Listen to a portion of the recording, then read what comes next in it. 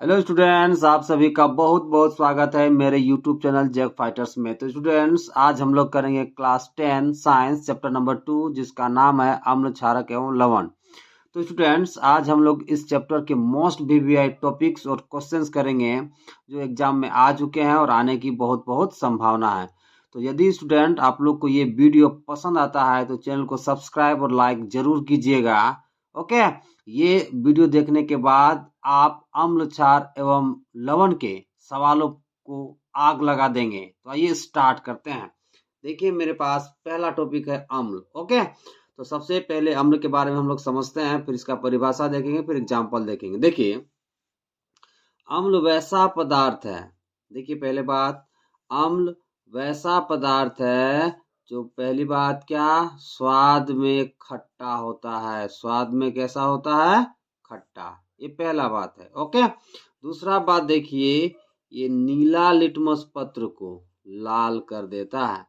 नीला litmus पत्र को क्या कर देगा बताइए? लाल कर देगा।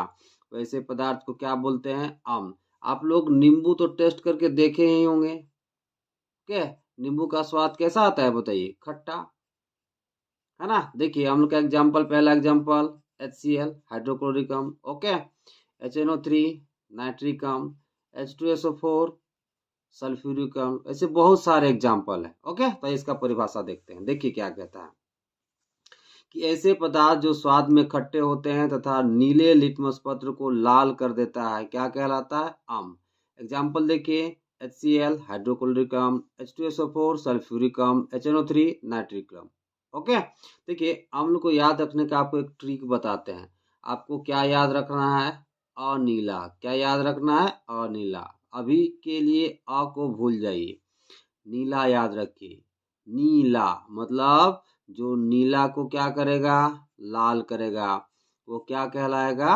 अम्ल कहलाएगा। ओके, देखिए, मेरे पास अगला टॉपिक है। वो टॉपिक क्या है कि प्राकृतिक रूप से पाए जाने वाले अम्ल। कौन कौन सा अम्ल किसमें पाया जाता है, किस अम्ल का प्राकृतिक स्रोत क्या है, उसके बारे में हम लोग जानते हैं। यहाँ से प्रत्येक बार एग्जाम में 1 या 2 सवाल आ जाता है, इसलिए इस चार्ट को आप बढ़िया से पढ़ेंगे और ध्यान में रखेंगे। देखिए, साइट्रिक अम्ल या सिट्रिक अम्ल का प्राकृतिक स्रोत क्या है बताइए? संतरा या नींबू। ये कब पूछा गया है एग्जाम में बताइए? 2010 और 16 में। याद रखिएगा इसे। मेलिक अम्ल का प्राकृतिक स्रोत क्या है बताइए? सेव। एसिटिक अम्ल का प्राकृतिक स्रोत क्या है बताइए? सिरका। ऑक्जेलिक अम्ल का प्राकृतिक स्रोत क्या है बताइए? टमाटर। ये कब पूछा गया है बताइए? 2012 और 20 में। ओके, लैक्टिक अम्ल का प्राकृतिक स्रोत क्या है बताइए? दही। ये पूछा गया है 22 में। अमीनो अम्ल का प्राकृतिक स्रोत क्या है बताइए? प्रोटीन। ओके, आगे देखिए, मेथेनोइक अम्ल का दूसरा नाम क्या है बताइए? फॉर्मिक अम्ल। इसका प्राकृतिक स्रोत क्या है बताइए? लाल चींटी का डंक। अगला देखिए, मेथेनोइक अम्ल या फॉर्मिक अम्ल, इसका प्राकृतिक स्रोत और क्या है बताइए? बिच्छू। ओके, टेनिक अम्ल का प्राकृतिक स्रोत क्या है बताइए? चाय। ओके, साइट्रिक अम्ल का प्राकृतिक स्रोत क्या है बताइए? खट्टे फल। कुछ खट्टे फलों में भी क्या पाया जाता है? साइट्रिक अम्ल। ओके, देखिए, मेरे पास अगला टॉपिक है क्षारक। ओके, तो सबसे पहले क्षारक के बारे में समझते हैं, फिर इसका परिभाषा देखेंगे, फिर एग्जाम्पल। देखिए, वैसा पदार्थ, वैसा पदार्थ जो स्वाद में क्या होगा बताइए? कड़वा होगा। स्वाद में क्या होगा? कड़वा। और लाल लिटमस पत्र को क्या कर देगा बताइए? नीला कर देगा। क्या कर देगा? नीला। ऐसे पदार्थ को क्या बोला जाता है बताइए? क्षारक। ओके, एग्जाम्पल देखिए, NaOH, sodium hydroxide. Okay, KOH, potassium hydroxide, CaOH का होल 2, कैल्शियम हाइड्रोक्साइड। ये सारे किसके एग्जाम्पल है? क्षारक के। आइए इसका परिभाषा देखते हैं। देखिए क्या कहा है कि ऐसे पदार्थ जो स्वाद में कड़वे तथा लाल लिटमस पत्र को नीला कर देता है, क्या कहलाता है बताइए? क्षारक। Example, NaOH, sodium hydroxide, KOH, potassium hydroxide, और भी एग्जाम्पल है। ओके, देखिए, मेरे पास सवाल है ना, जो कि बहुत इंपॉर्टेंट सवाल है। सवाल क्या कहता है कि पीतल एवं तांबे के बर्तनों में दही एवं खट्टे पदार्थों को क्यों नहीं रखना चाहिए? हमसे पूछा गया है कि पीतल और तांबा के बर्तनों में दही और खट्टे पदार्थ क्यों नहीं रखना चाहिए। तो समझते हैं क्यों नहीं रखना चाहिए। देखिए, सबसे पहले दही और खट्टा पदार्थ क्या क्या बताइए? दही और खट्टा पदार्थ की प्रकृति कैसी होती है बताइए? अम्लीय। कैसी प्रकृति होती है? अम्लीय, है ना। पहला बात ये। दूसरा बात देखिए, अम्ल, अम्लीय पदार्थ, ठीक है, हमें क्या दिया गया है? पीतल एवं तांबा। देखिए अम्लीय पदार्थ, ये पीतल और तांबा दोनों का दोनों क्या है बताइए? धातु। देखिए अम्लीय पदार्थ और धातु बहुत ही जल्दी क्रिया कर जाते हैं। क्या कर जाते हैं बताइए? बहुत ही जल्दी क्रिया कर जाते हैं, है ना। तो जब देखिए दही और खट्टा पदार्थ को कहाँ कहाँ रखते हैं बताइए? पीतल और तांबा के बर्तनों में। कहाँ कहाँ रखा जाता है बताइए? पीतल और तांबा के बर्तनों में जब रखा जाता है तो बहुत ही जल्दी क्रिया कर जाते हैं, है ना। बहुत जल्दी क्या कर जाते हैं? क्रिया कर जाते हैं और विषैले यौगिक बनाते हैं, है ना। जहरीला यौगिक बनाते हैं जो हमारे लिए क्या हानिकारक होता है, हम लोग के स्वास्थ्य को बहुत हानि पहुंचाता है। इसीलिए हम पीतल एवं तांबे के बर्तनों में क्या नहीं रखते बताइए? दही एवं खट्टे पदार्थों को नहीं रखते, ताकि हमारे स्वास्थ्य पर बुरा प्रभाव ना पड़े। तो इसका आंसर देखते हैं। ओके, देखिए क्या कहता है कि दही एवं खट्टे पदार्थों की प्रकृति अम्लीय होती है। अम्ल धातुओं से शीघ्र ही क्रिया कर जाते हैं। यदि हम दही एवं खट्टे पदार्थों को धातुओं के पात्रों में रखते हैं तो धातुओं से क्रिया करके विषैले यौगिक का निर्माण करते हैं जो हमारे लिए हानिकारक होते हैं। इसलिए पीतल एवं तांबे के बर्तनों में दही एवं खट्टे पदार्थों को नहीं रखना चाहिए। ओके, देखिए मेरे पास सवाल है जो कि जैक बोर्ड 2024 में पूछा गया है। सवाल क्या कहता है कि अम्लों व क्षारों के जलीय विलयन विद्युत का सुचालक क्यों होता है। हमसे पूछा गया है कि अम्ल और क्षार का जो जलीय विलयन होता है वो विद्युत का सुचालक क्यों होता है। आइए समझते हैं। देखिए मान लीजिए ये क्या है बताइए? जलीय विलयन है। किसका बताइए? अम्ल का। जलीय विलयन का मतलब क्या हो गया? अम्ल का जलीय विलयन का मतलब क्या हो गया? कि जल में क्या मिला हुआ है? अम्ल।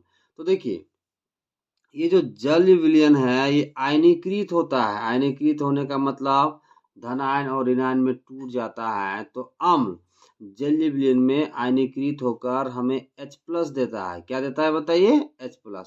और जिस भी जलीय विलयन में हमें H+ मिलता है, ठीक है, वहां विद्युत की धारा प्रवाहित हो जाती है। उसी तरह से जब जलीय विलयन में, ठीक है, क्षार से हमें कौन सा आयन मिलता है बताइए? OH- ion.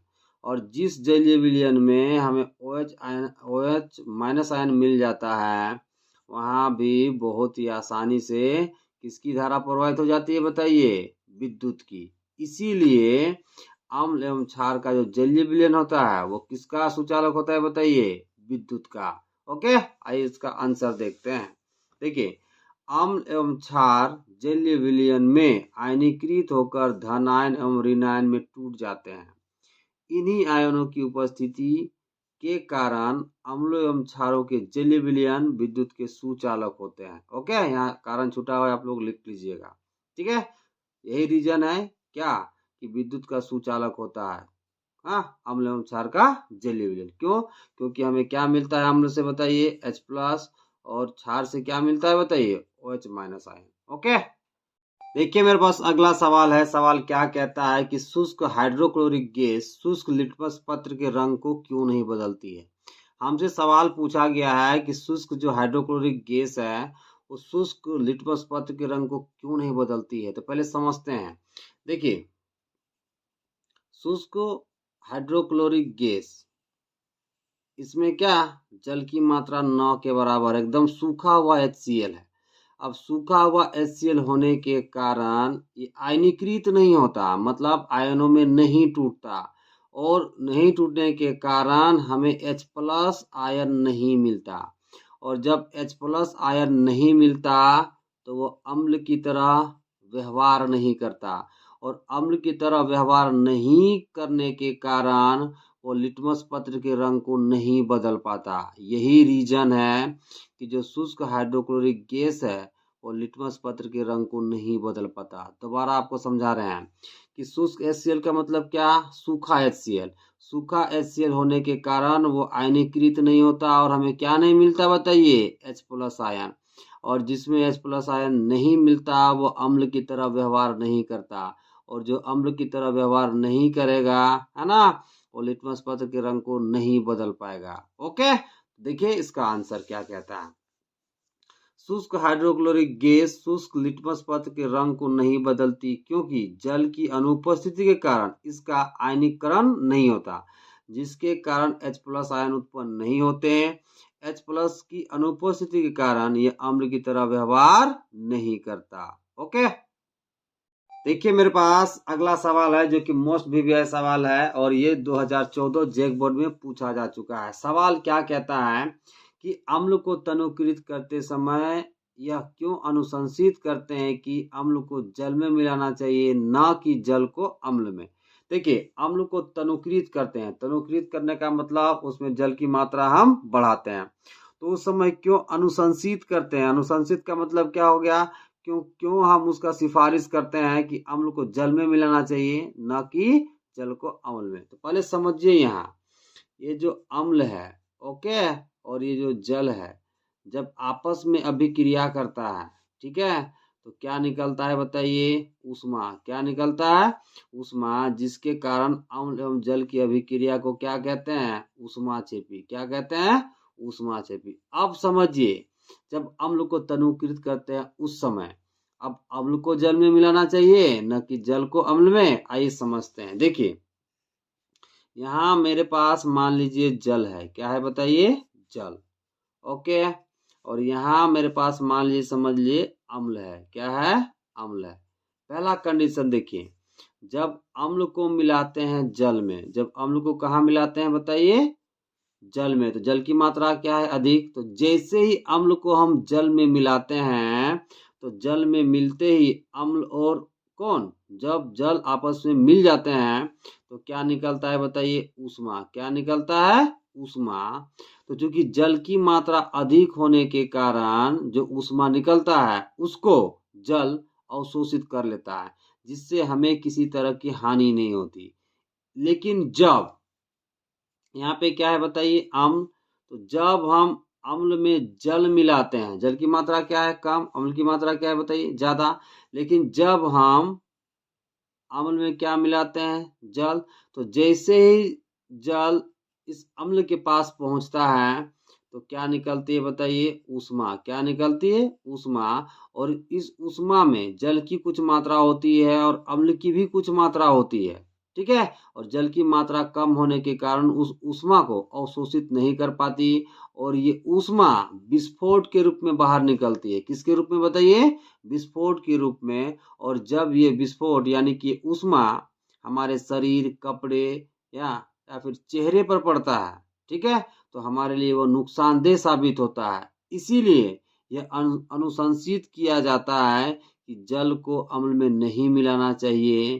तो किसे मिलाना चाहिए बताइए, अम्ल को कहाँ मिलाना चाहिए, जल में। ओके, तो इसका आंसर देखते हैं। देखिए आंसर, अम्ल एवं जल की अभिक्रिया एक ऊष्माक्षेपी अभिक्रिया है, अर्थात इस अभिक्रिया में काफी मात्रा में ऊष्मा निकलती है।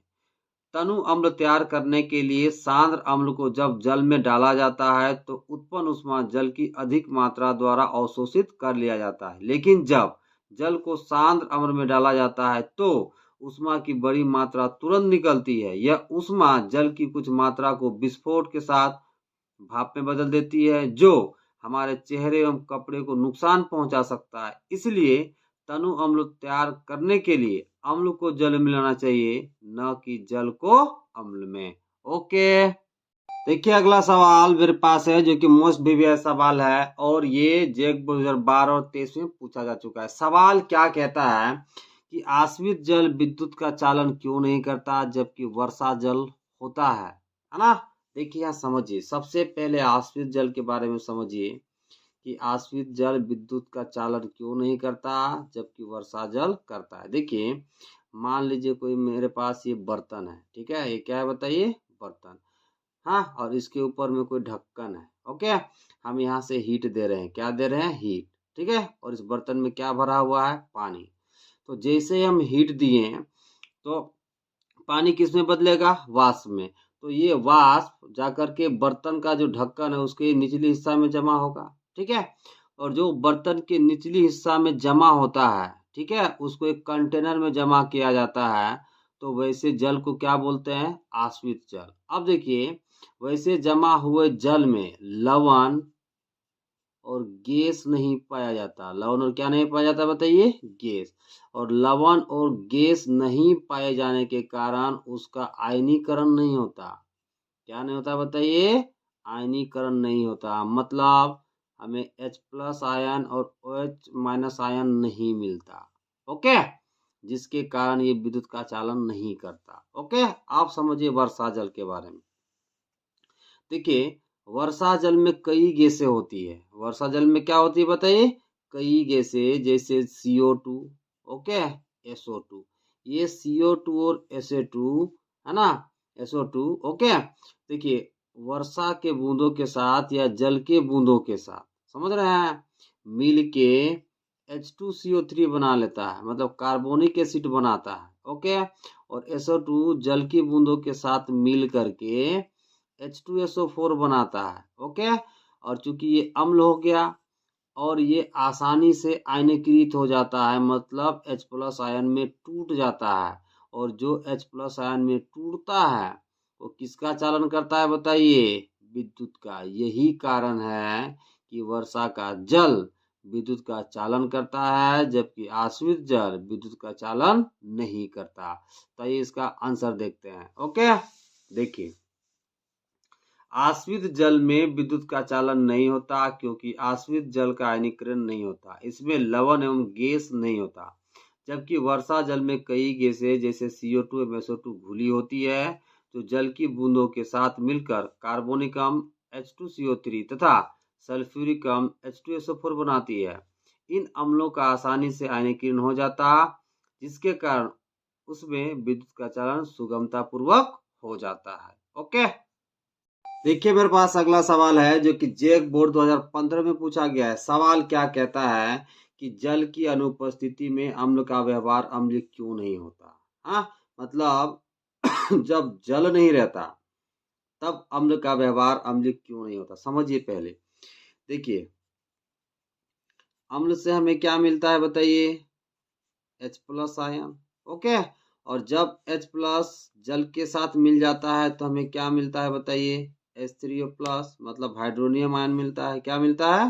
Hydronium ion. तो देखिए, जल की अनुपस्थिति में, है ना, अम्ल का आयनीकरण नहीं होता। क्या नहीं होता है बताइए? आयनीकरण नहीं होता, और हमें H3O+ आयन नहीं मिलता, जिसके कारण अम्ल का व्यवहार अम्ल नहीं होता। समझे? दोबारा समझा रहे हैं। देखिए, अम्ल से हमें क्या मिलता है? H+ ion. H+ जल से मिला तो क्या बना दिया? H3O+ आयन, मतलब हाइड्रोनियम आयन। ओके, जल की अनुपस्थिति में हमें आयन नहीं मिलता। क्या नहीं मिलता?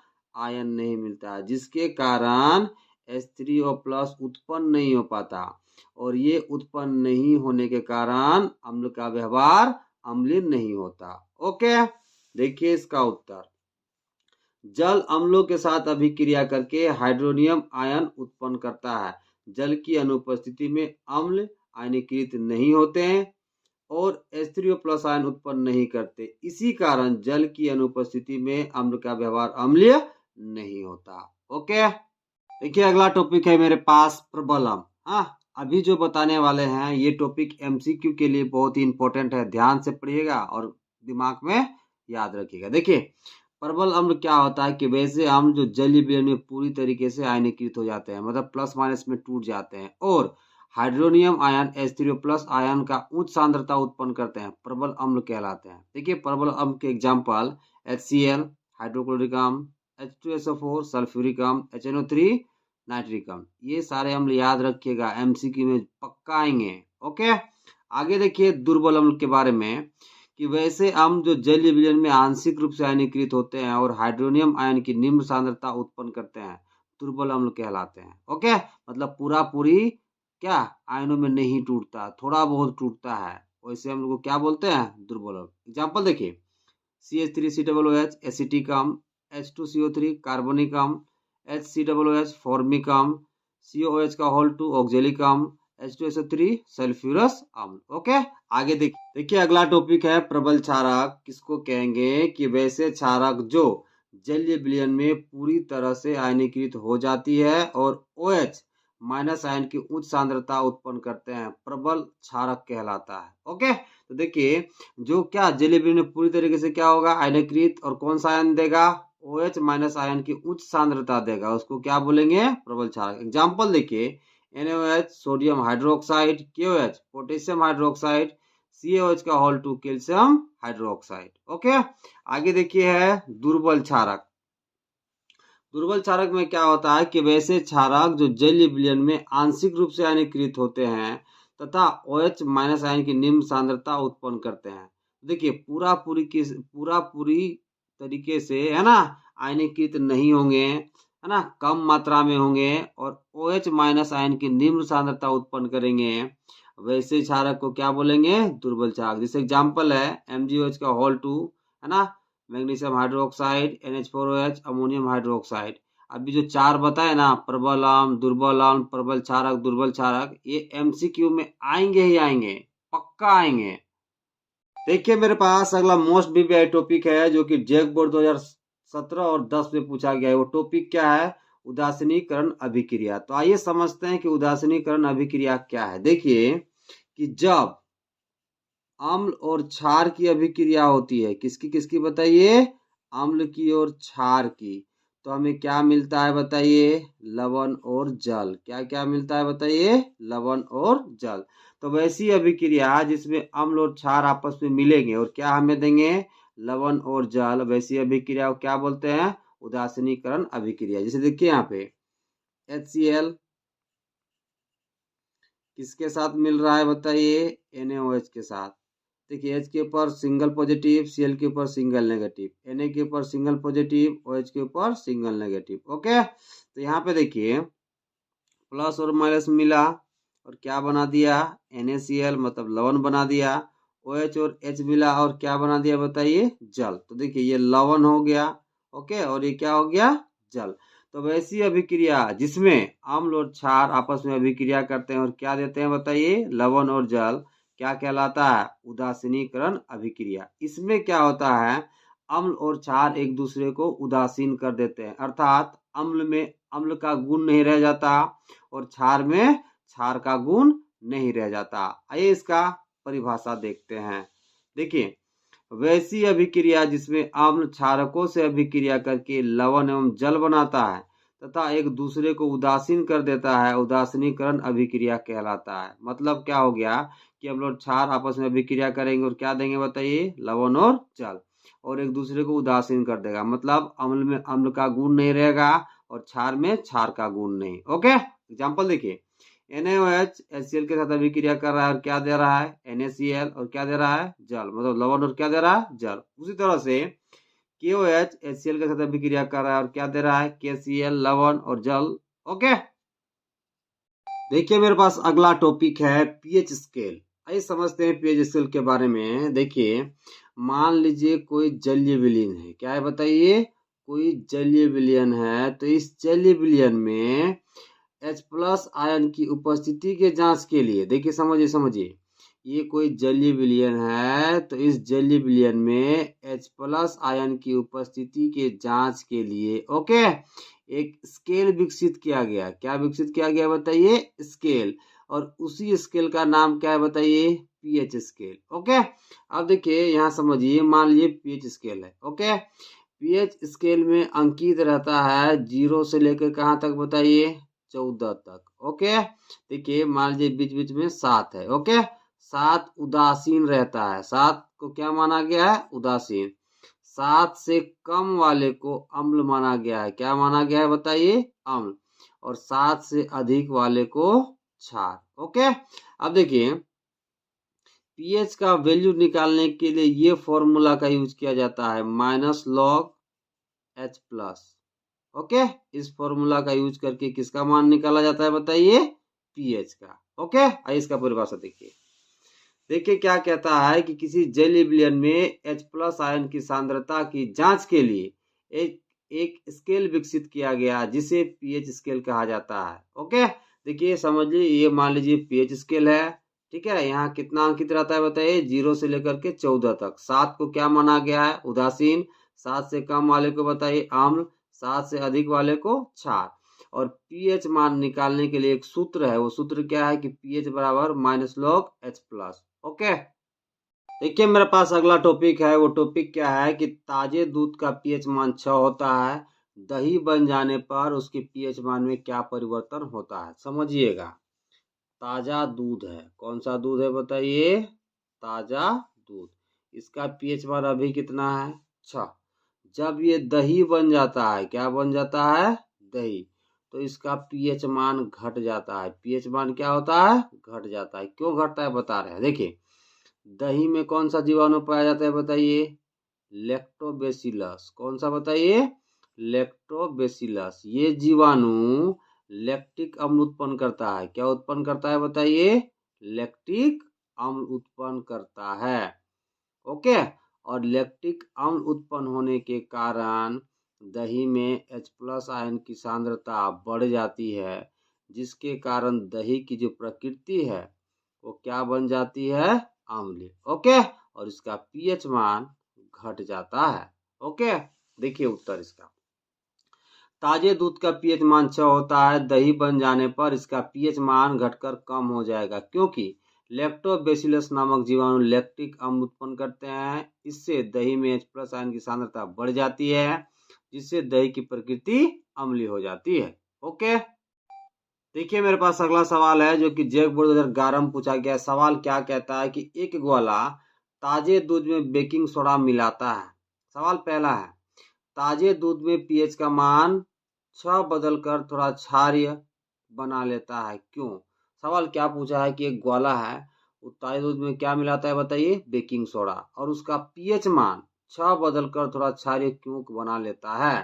तो हमें बताना है कि रीजन क्या है, कि आखिर 6 से बदलकर अधिक क्यों करता है। तो समझिएगा, देखिए ये मेरे पास क्या है बताइए, दूध का पीएच मान कितना है, 6। ओके, इसमें क्या मिला दिया बताइए, बेकिंग सोडा। क्या मिला दिया बताइए, बेकिंग सोडा।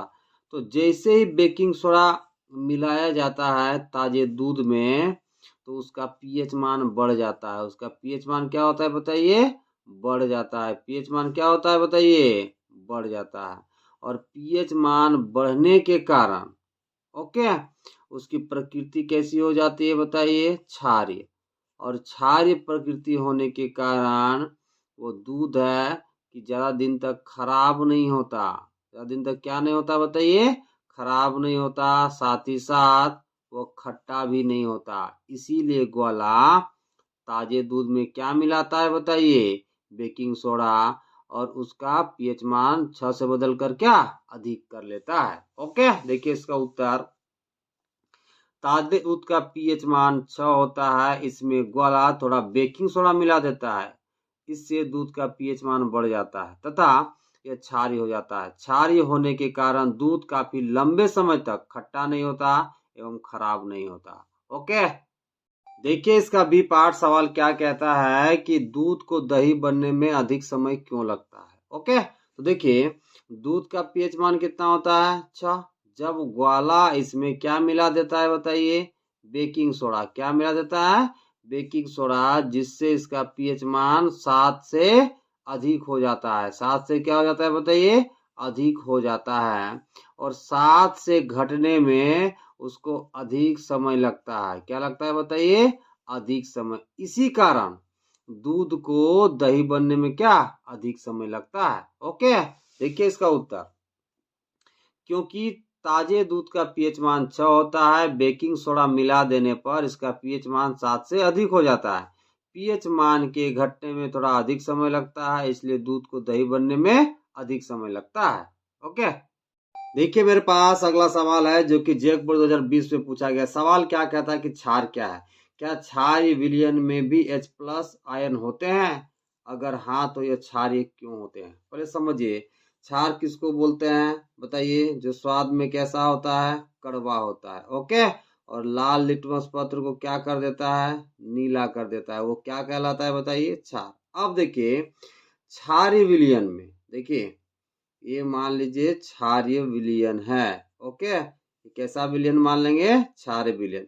क्षारीय विलयन में H+ आयन तो होते हैं, ओके, लेकिन OH- आयन की तुलना में नगण्य होते हैं। मतलब OH की तुलना में H+ बहुत ही कम मात्रा में होता है, इसीलिए इसकी प्रकृति कैसी होती है? क्षारीय होती है। ओके, देखिए इसका उत्तर। ऐसे पदार्थ जो स्वाद में कड़वे तथा लाल लिटमस पत्र को नीला कर देता है, उसे क्या कहते हैं? क्षारक कहते हैं। ओके, क्षारक के विलयन में H+ आयन होते हैं जो कि जल के विच्छेदन से आते हैं। क्षारक के विलयन में OH आयन की सांद्रता H+ आयन की सांद्रता से अधिक होती है, इसी कारण इसकी प्रकृति क्षारीय होती है। ओके, देखिए अगला मोस्ट वीवीआई टॉपिक है मेरे पास, जो कि जेक बोर्ड 2016 और 19 में पूछा गया है। सवाल क्या है कि जिप्सम क्या होता है, इसको 373 डिग्री ताप पर गर्म करने से क्या होता है। तो समझिएगा, जिप्सम है ना, क्या है कि चूने के सल्फेट का खनिज पदार्थ है। क्या है बताइए? खनिज पदार्थ है। ओके, अब यहाँ समझिएगा, जिप्सम को जब गर्म करते हैं, जिप्सम का फॉर्मूला क्या होता है? CaSO4 2H2O। ओके, जब जिप्सम को गर्म किया जाता है 373 डिग्री ताप पर, ओके, तो हमें प्लास्टर ऑफ पेरिस मिलता है। मतलब कितना मिलता है? CaSO4 into half H2O plus जल भी मिलता है, 3/2 H2O मिलता है। तो समझिएगा, पहले क्या बोला कि जिप्सम क्या होता है? तो जिप्सम क्या है कि चूने के सल्फेट का खनिज पदार्थ है। ठीक है, फिर आगे बोला कि इसको 373 डिग्री ताप पर गर्म करोगे तो क्या होगा, है ना। तो देखिए, जब जिप्सम को यानी कि CaSO4 2H2O को 373 डिग्री केल्विन ताप पर गर्म किया जाता है, ओके, क्या करते हैं बताइए? गर्म करते हैं तो हमें क्या मिलता है? प्लास्टर ऑफ पेरिस, और साथ में क्या मिलता है? जल। प्लास्टर ऑफ पेरिस का फॉर्मूला क्या हो गया? CaSO4 into half H2O। Okay, अब देखिए आगे जिप्सम का उपयोग। ओके, देखिए एक बार इसका परिभाषा देख लीजिए। जिप्सम चूने के सल्फेट का खनिज पदार्थ है। इसे 373 डिग्री ताप पर गर्म करने पर प्लास्टर ऑफ पेरिस में बदल जाता है। देखिए, जब जिप्सम को 373 डिग्री ताप पर गर्म करते हैं तो क्या मिलता है? प्लास्टर ऑफ पेरिस, है ना। इसका रासायनिक नाम देखिए, कैल्शियम सल्फेट अर्धहाइड्रेट, प्लस में क्या मिलता है? जल। अब देखिए इसका उपयोग, ये भी मोस्ट वीवीआई है। ठीक है, देखिए इसका उपयोग कहाँ कहाँ किया जाता है। ओके, देखिए पहला उपयोग, प्लास्टर ऑफ पेरिस का उपयोग टूटी हुई हड्डियों को सही जगह स्थिर करने के लिए किया जाता है। ओके, दूसरा उपयोग देखिए खिलौना बनाने में। तीसरा उपयोग देखिए मूर्तियां बनाने के लिए। चौथा उपयोग देखिए सांचे और मॉडल बनाने में। पांचवा उपयोग देखिए चौक बनाने में। और छठा उपयोग सामान एवं सतह को चिकना बनाने में। ओके, देखिए अगला टॉपिक है मेरे पास। वो टॉपिक क्या है कि धोने का सोडा Na2CO3 10H2O का उपयोग।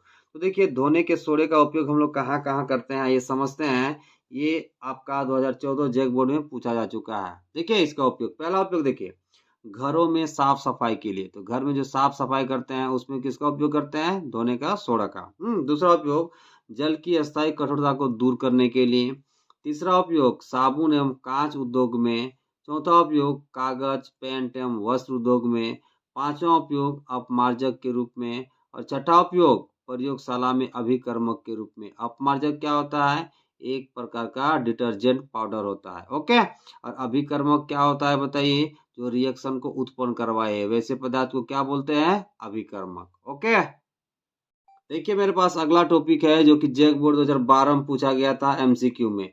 बेकिंग सोडा, खाने वाला सोडा, NaHCO3 के उपयोग। देखिए इसका उपयोग हम लोग कहाँ कहाँ करते हैं खाने वाला सोडा का, आइए जानते हैं। पहला उपयोग बेकिंग पाउडर के रूप में। ओके, दूसरा उपयोग पेट की अम्लता को दूर करने के लिए। तीसरा उपयोग सोडा वाटर या सोडा युक्त शीतल पेय बनाने में। और चौथा उपयोग प्रयोगशाला में अभिकर्मक के रूप में है। तो इन चीजों में उपयोग किया जाता है किसका बताइए? बेकिंग सोडा का। ओके, देखिए मेरे पास अगला टॉपिक है जो कि मोस्ट वीवीआई टॉपिक है ना। ये कब को पूछा गया है बताइए? 2016, 24, 18 पूछा जा चुका है। सवाल क्या कहता है कि विरंजक चूर्ण क्या है, इसके उपयोग को लिखें। ओके, तो समझिए पहले, जो विरंजक चूर्ण है एक प्रकार का रासायनिक यौगिक है। क्या है बताइए? रासायनिक यौगिक है। ओके, अब यहाँ समझिए, जब कैल्शियम हाइड्रोक्साइड को क्लोरीन के साथ मिलाया जाता है, किसके साथ मिलाया जाता है बताइए? क्लोरीन के साथ, तो हमें क्या मिलता है बताइए? विरंजक चूर्ण यानी कि CaOCl2 मिलता है। ओके, आइए इसका उपयोग को देखते हैं। देखिए, सबसे पहले विरंजक चूर्ण CaOCl2 एक रासायनिक यौगिक है जिसका उपयोग ब्लीचिंग एजेंट और कीटाणुनाशक के रूप में किया जाता है। यह CaOH का Hol2 MCl2 की अभिक्रिया कराकर बनाया जाता है। ओके, देखिए इसका उपयोग। पहला उपयोग, वस्त्र उद्योग में विरंजक के रूप में। विरंजक किसको बोलते हैं? जो रंग को हटाए, दाग धब्बों को हटाए, वैसे पदार्थ क्या बोलते हैं? विरंजक। ओके, पेयजल को शुद्ध करने में, रोगाणुनाशक एवं ऑक्सीकारक के रूप में, और चौथा उपयोग है प्रयोगशाला में अभिकर्मक के रूप में। ये मोस्ट वीवीआई टॉपिक है विद्यार्थियों, जरूर इसे याद करना।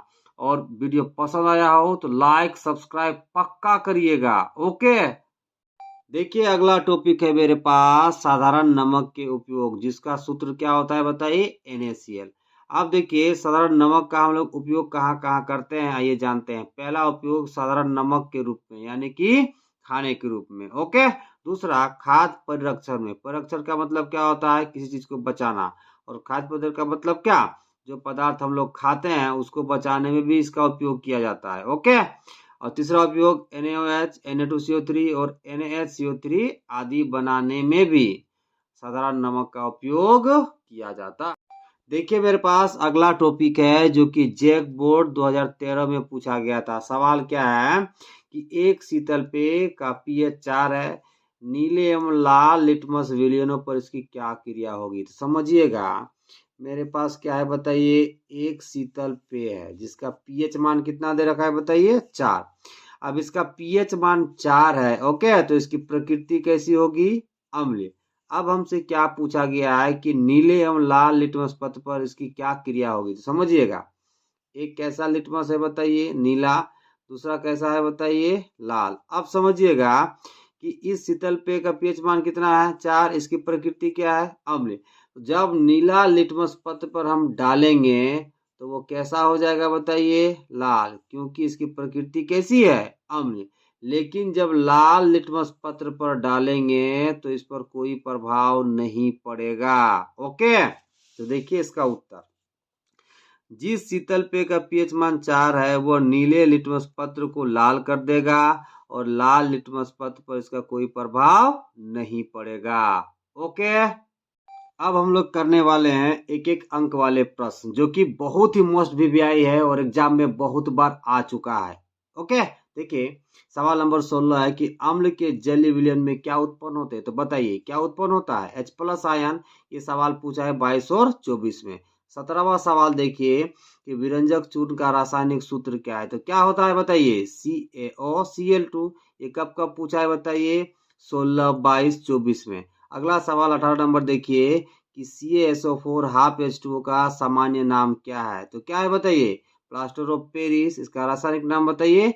कैल्शियम सल्फेट अर्ध हाइड्रेट। ये कब पूछा है? 2012 में। ओके, 19वां सवाल देखिए कि साधारण लवण का रासायनिक सूत्र वो नाम लिखिए। तो बताइए साधारण लवण का रासायनिक सूत्र क्या होता है बताइए? NaCl। और इसका नाम क्या होता है बताइए? Sodium chloride. ये कब पूछा गया है? 2013 में। अब देखिए 20वां सवाल देखिए कि शुद्ध जल का pH मान होता है, 2013 में पूछा गया है, तो कितना होता है बताइए? 7 के बराबर, यानी उदासीन होता है। ओके, देखिए 21वां सवाल कि pH का गणितीय व्यंजक है, तो क्या होता है? pH बराबर -log H+। ये कब पूछा है? 2013 में। ओके, 22वां सवाल देखिए कि धोने का सोडा का रासायनिक सूत्र है, क्या होता है बताइए? Na2CO3 × 10H2O। ये कब पूछा है? 2014 में। अगला सवाल देखिए, सवाल नंबर 23, pH का परास होता है, तो pH कहाँ से कहाँ होता है बताइए? 0 से 14। ये कब पूछा गया है? 2014 में। फिर देखिए 24वां सवाल, चाय है, चाय क्या होता है बताइए? अधिकतर अम्लीय होता है। ये कब पूछा गया है? 2014 में। ओके, देखिए 24वां सवाल कि पाई चार्ट के दोनों सिरों पर दिखाई देने वाले दो रंग हैं। तो देखिए पाई चार्ट में क्या क्या दिखाई देता है? लाल और नीला। ये कब पूछा गया है? 2014 में। अगला सवाल देखिए 25वां नंबर कि उदासीन विलयन का पीएच मान कितना होता है बताइए? तो कितना होता है? 7। ये कब पूछा गया है? 1915 में। ओके, देखिए 26वां सवाल कि अम्लीय विलयन का पीएच मान होता है, तो अम्लीय विलयन का पीएच मान कितना होता है बताइए? 7 से कम। ये पूछा गया है 2022 में। ओके, वीडियो पसंद आता है तो चैनल को सब्सक्राइब जरूर कीजिए और लाइक का बटन अवश्य दबाइए। ओके, देखिए सवाल नंबर 27 है मेरे सामने। कठोर जल को मृदु बनाने में किस सोडियम यौगिक का उपयोग किया जाता है? तो किसका किया जाता है बताइए?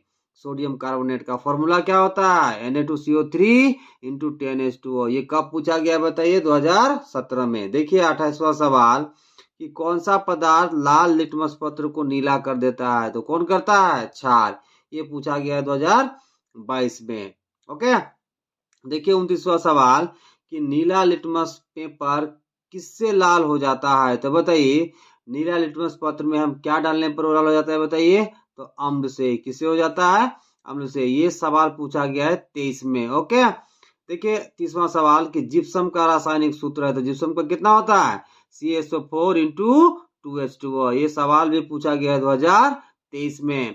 वीडियो पसंद आता है तो लाइक करिए और अपने दोस्तों के साथ शेयर कीजिए और चैनल को सब्सक्राइब कीजिए। ओके।